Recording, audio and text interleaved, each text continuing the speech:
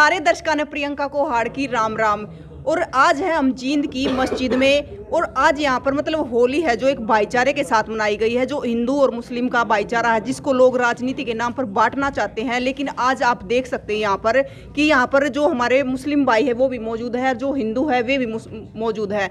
सब ने मिलकर, आप देख भी रहे होंगे यहाँ पर फूल भी बिखरे हुए हैं, सब ने मिलकर यहाँ पर एक भाईचारे के साथ होली मनाई है। कहीं ना कहीं मतलब ये एक बड़ा तमाचा है उन पर जो हिंदू मुस्लिम का नारा लगाते रहते हैं, अपनी धर्म को अलग अलग बांटते रहते। तो हमारे साथ मौजूद है किसान नेत्री पूनम जी, तो उनसे बात करेंगे। नमस्कार। नमस्कार। तो क्या कहना चाहोगे आज इस मौके पर? आप सभी के दर्शकों ने एक तो होली की शुभकामनाएं। आज खुद देखा, कभी आज तक हम घर में होली मनाते देखा अपने परिवार के साथ। आज हमने एक नया परिवार मिला है, क्योंकि आज तक भी गाँव में अपने देहात में देखा कभी रंगा गला है, पानी गला है, होली खेले। लेकिन आज हमारे मुस्लिम भैया के साथ हर धर्म के भाई यहाँ पे मिले, हमने उनके साथ होली खेली, रंगों के साथ नहीं फूलों के साथ होली खेली, जिसमें कहा कर एक भाईचारा की नई मिसाल पैदा हुई है। और एक राजनीति का सही कहा बताने एक तमाचा लग गया, क्योंकि जो राजनीति लोग हमारा यूज करे है भी वो हमने जातिया के नाम पर बांटा है। आज उन जातिया तक अटकम हमने एक मिसाल पैदा करी है भी कोई भी धर्म नहीं, कोई भी जात नहीं, सिर्फ सब एक है, एक इंसानियत। और एक किसान कौम जो मजदूर की लड़ाई लड़ने लगे सब एक है, और आज उनके एक मिसाल पैदा हो गई है। नमस्कार सर। नमस्कार जी। क्या नाम है सर आपका? डॉक्टर सलाम।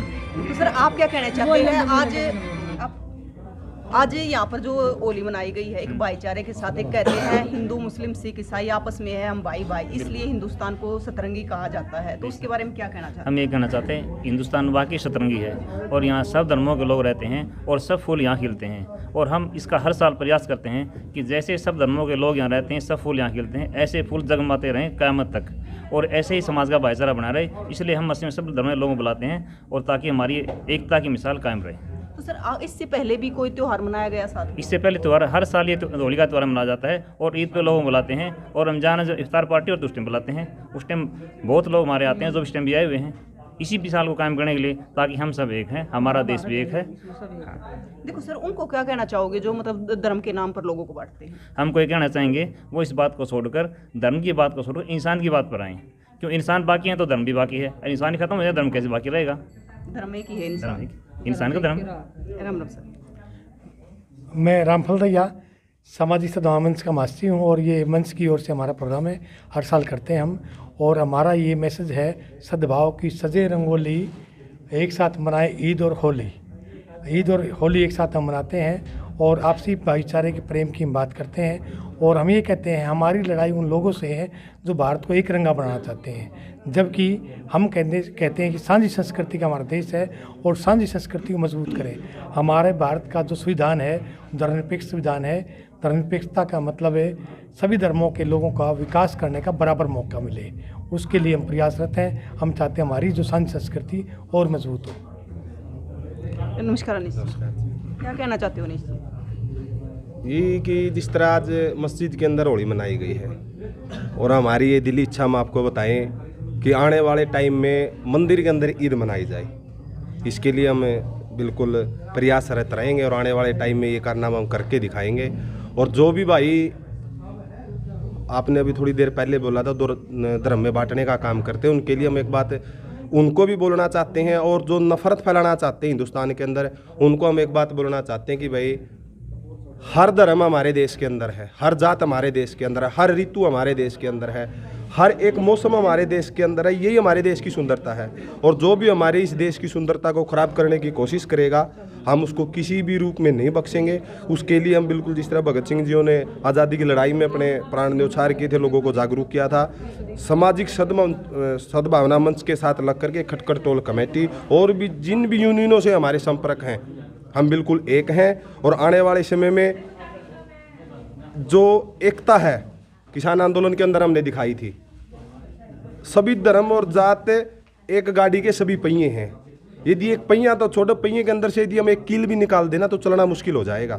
लेकिन आंदोलन के अंदर हम बिल्कुल इकट्ठे रहे, और हिटलर के बाद मैं अपनी तरफ से मानता हूँ देश के प्रधानमंत्री को तानाशाह, उसको हमने झुकाने का काम किया है, और आने वाले समय में भी हम ऐसे झुकाएंगे। और आम जन से एक निवेदन है कि वो घर बैठ करके एक बात सोचे, जब भी कोई दंगा प्रसाद हुआ है, क्या किसी भी बड़े राजनेता का कोई भी बच्चा है वहाँ पे?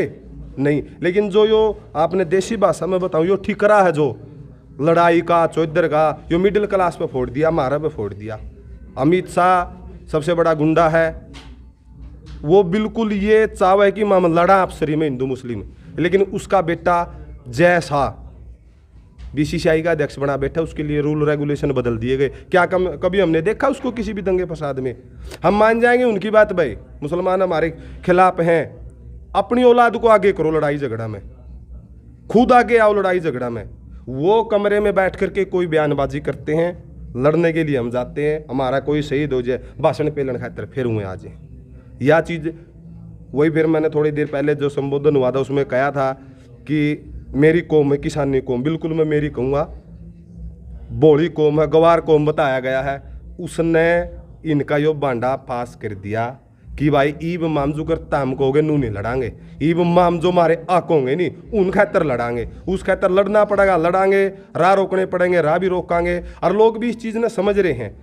किसान कौम में स्टार्टिंग में मैं आपने बता दूं 26 जनवरी से पहले मैं इनका समर्थक था, इन तीनों काले कानूनों का, क्योंकि नॉलेज नहीं थी। लेकिन कई भाइयों ने जब बैठ करके समझाया, फिर आप लोग जिस भी मेरे बड़े बड़ी आंदोलन में मैंने कराया, आप लोगों को पता है। इसलिए जो हमारी आवाज़ें हैं अब जनमानस तक पहुंच चुकी हैं, उनको पता है कि भाई अधिकार अब छीनने पड़ेंगे। घर बैठे जिस तरह कहावत है कि बिना रोए तो माँ भी दूध नहीं पियांदी, तो भाई हर चीज़ हमें छीननी पड़ेगी। और वो एग्जाम्पल हम बार बार आंदोलन के बाद दे चुके हैं। जितनी बार भी हम लड़ने के लिए बैठे जीत हमारी हुई है। और अब प्रोग्राम थोड़ा सा ये दूसरा है, हमने होली मना ली फूलों की, लेकिन एक ताज़ा इश्यू चला हुआ है जो हमारी सबसे छोटी इकाई है सरकार की, सरपंचों की। मैं आप लोगों के चैनल के माध्यम से सरपंच भाइयों को एक बात कहना चाहता हूँ, कड़वी है लेकिन सच्चाई है कि भाई जो अपनी या मुँह छाली में रोड रह रही है नहीं, आपको इसको साइड में रख के सारे भाइयों से संपर्क करो। आप लोग, आप छोटी इकाई, अगर यह इकाई खत्म होगी ना तो समझ लो आप गुलाम होगे। आप लोगों का जो मांग है वह बिल्कुल 100% जायज़ है। यदि सरपंच के अधिकारी खत्म करने हैं तो भाई चुनाव ही क्यों करवाया है? आपने अपने दिल्ली ने बिठाए थे, जिस तरह पिछले 2 साल लग बिठा रखे थे आप लोगों ने। आप लोग सबका साथ लो, इसकी चाट ना करो भाई, ठीक है सरपंच बन के आ रहा है, फोन करने में कोताही ना बरतो। सारे संगठन, कोई भी संगठन में हम नहीं कहते किसी एक न बुलाओ, सब संगठन तो मेलजोल बढ़ाओ, उनको बुलाओ, रणनीति में शामिल करो, सारे धर्मा के लोगों ने बुलाओ। दैया साहब ने बताई थी कि भाई आप आना टोल के ऊपर, आप लोग सक्रिय थे टोल पे, कड़ी ठीक आपकी मीडिया की थी, वहाँ पे यदि कोई मुस्लिम त्यौहार आया तो उस दिन अगुवाई मुसलमान भाइयों की थी। कोई जिस तरह उधम सिंह जयंती आई, जाति से वो चमार थे, कई भाई नहीं जानते होंगे, लेकिन उस दिन अगुवाई चमार जाति की हुई है। मतलब जिस तरह का जो प्रोग्राम आया वहाँ पर मिले लोगों ने बैठकर बिल्कुल एक मत से ये कहा कि भाई आज उन भाइयों की अगुवाई करांगे। तो सरपंच भाइयों को भी यही कहना चाहते हैं कि भाई आप लोग सारे ने मिल के बुलाओ, मुसलमान भाइयों को भी बुलाओ, सिख भाइयों को भी बुलाओ। अगर आप मिल के रवांगे तो बिल्कुल आपने कोई रोकनिया टोकनिया नहीं है। आज कितना बढ़िया लग गया आपने उड़ा है, कहना मस्जिद के अंदर होली बनाई है, उन लोगों का हजम नहीं हो गया, क्योंकि या तो वह बात कुत्ता की हजम नहीं हो रहा कदे भी, उनका यह बात कदे भी हजम नहीं होगी। बस जींद के अंदर मस्जिद में होली बनाई और आने वाला टाइम में मंदिर के अंदर हम ईद मनाएंगे। अनीस भाई, हिंदू मुस्लिम विवाद चलता रहा है, तो अपना लगा हिंदू खतरा में, हिंदू धर्म खतरा में भाई। ये तो हाँ एक बात होगी भाई, मानो मेरा खटकड़ गांव में प्योर खटकड़ गोत का है, प्योर खटकड़ गोत का है, उसमें 10 एक गोती भाई हैं जो मतलब आप इन कायदे आरा ध्यानी की उलायद है, मामा फूफी के आके बस रहे हैं। तड़क में मेरा लालच खतरिया बात कह दूं भाई, आप खटकड़ा ना तो लाला तो खतरा है, तो वही बात होगी। खतरा किस चीज़ ना हो, जो कम हो खतरा तो उनती हो है। अगर खतरा है इस देश में तो मुसलमान भाइया ने, उसकी जनसंख्या कितनी है? हिंदुआ तो उसकी कई गुना 18% है टोटल में, तो अगर खतरा तो उनती है।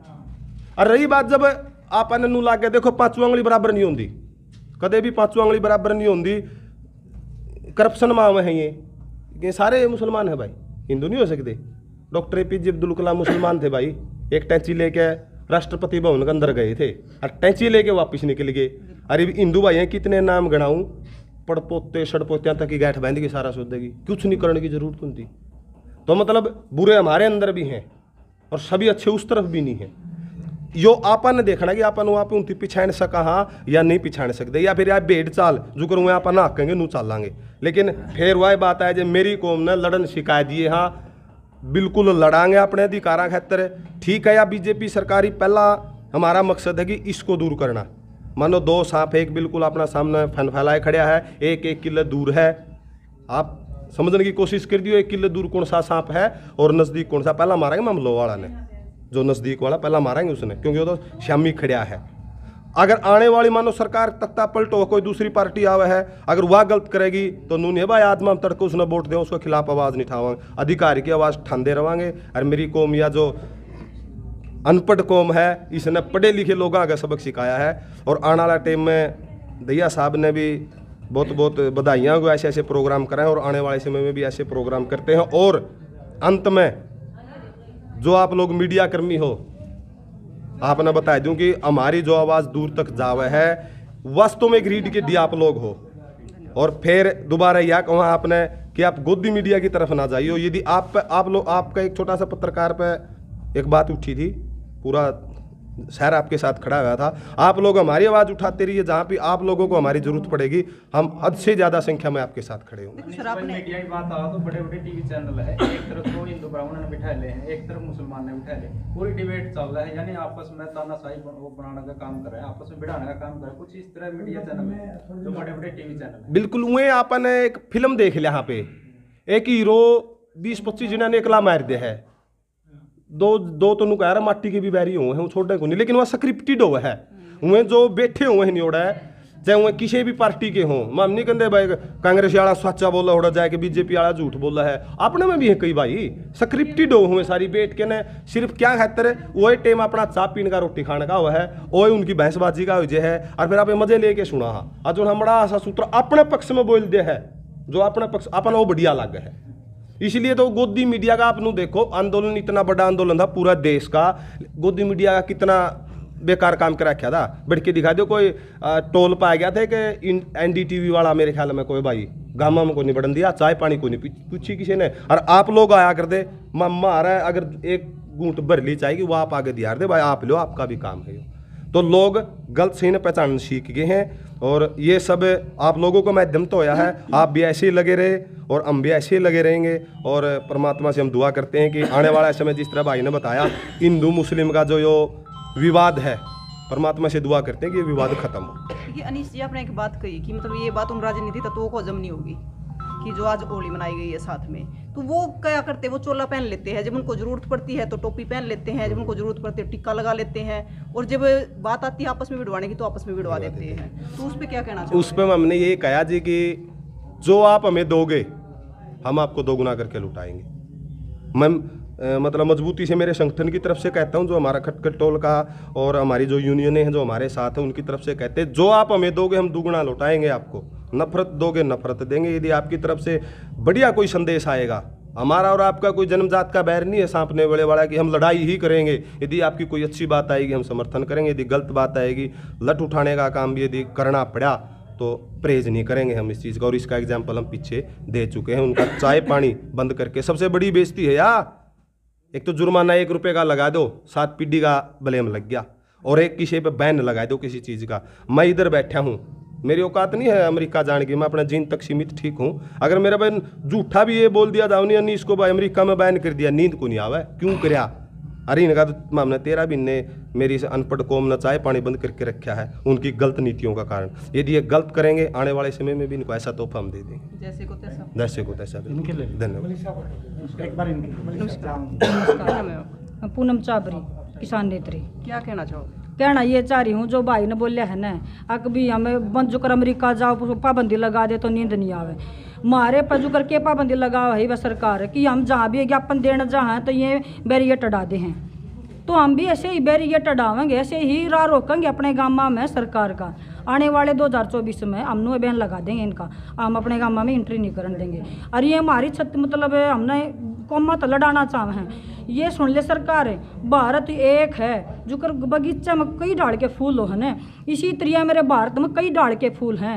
हिंदू मुस्लिम सिख ईसाई आपस में भाई भाई, हम सारे भाई हैं, हमारी 36 बिरादरी एक है।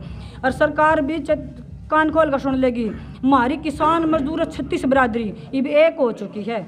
और सारा भारत जाग चुका है। ये उसने बहुत संघर्ष करना पड़ेगा अगले इलेक्शन खातर सरकार ने। पहली बात तो गामा में हम बढ़न नहीं देंगे, क्यों हम भी ज्ञापन देने गए थे करनाल में, पूरी मतलब हरियाणा की जितनी हमारी मांग थी ना 23 मांगा न लेकर गए थे, उसमें MSP की भी थी, लेकिन हम जान नहीं दिए, हमें कोई 15-16 किलोमीटर पहले ही रोक दिए। तो हमने ये बोला है उड़े भी अपने मुख्यमंत्री थे, अब जैसे हमारा रास्ता रोक क्या है ना, आज हम घुटना केवल रोड पे बैठा दिए हैं, भूखे तसाए इतनी दूर तक। 20 तारीख को हमारी धमतान तक यात्रा चाली थी, हमने जागृति यात्रा काट रखी थी और हम 4 मार्च न करनाल पहुँचे हैं।